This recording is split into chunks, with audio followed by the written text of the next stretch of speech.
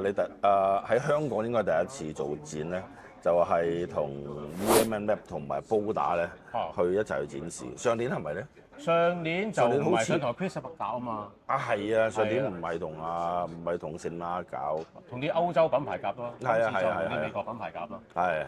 喂，其實我就想問你咧，同 EMM Lab 夾咧，你覺得嗰部 Spark 嗰部 server 咁樣夾落去咧，你覺得嗰個聽感係點樣？哦，今次咧其實都幾用盡我哋個 Back Mixer Server 嘅 feature，因為佢哋 EMM 咧呢部 DAC 咧，其實佢哋最主張係 plain DSD 㗎啦。咁頭先佢都有訪問佢個主理人嘅時候咧，佢都有講過佢哋個 DSD 最 sweet point 其實就係 DSD 64。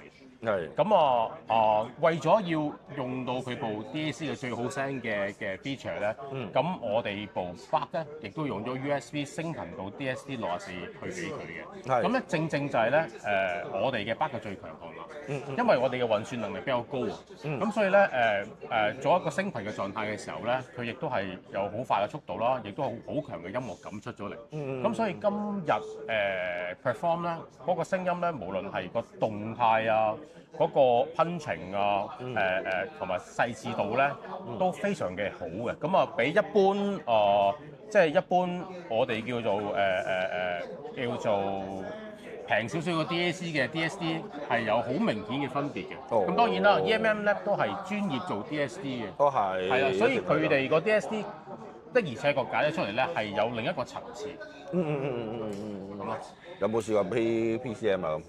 哦，其實今次 PCM 都變咗 DSD。因為你自己喺個 Back 嗰度已經做咗個 upsample 係啦，係啊，因為佢EMM Lab 最理想就係 DSD 64啊嘛。咁我哋亦都係set up 嘅度，總之係所有嘅 file 都變成 DSD 64咁樣去播放咯。你用咩 upsample？係啊，有㗎。你用咩 up 啊？而家係用緊 HQ Play。用 HQ Play 啊。係啦。即係喺 One 再用翻 HQ Play 去 up 咗之後再掉出去。上次話 Ben Sir 咪喺我知，我明啦。我明啦。OK， 原來咁樣。所以今次大家應該會聽到 DSD 64。同埋如果大家想聽多啲，即係或者你今個星期唔得閒嚟嘅話咧，就去旺角天字。係啊，8樓揾阿煲打嗰邊，咁嗰邊咧就已經長期擺咗部巴哈嘅 music server 喺度，同埋我嘅 silent switch 啊嗰樣嘢嘅 set up，咁亦都可以聽到 EMM Lab DSD 64嘅效果啦。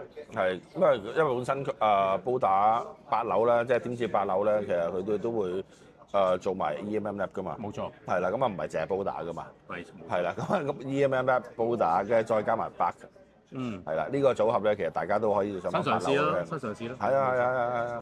當然啦，你有什麼想問價買嘢都可以上8樓。有時大家都話喂，我哋喺屯門好遠啊嘛，有牛噶嘛。咁啊喺旺角有牛，喺旺角就有啦。今次旺角買好簡單。係啦，上去揾阿余生。係啦，上去旺角揾阿余生。係啦。好啦，喂，咁我唔會講噶咯喎。冇啦，咁多。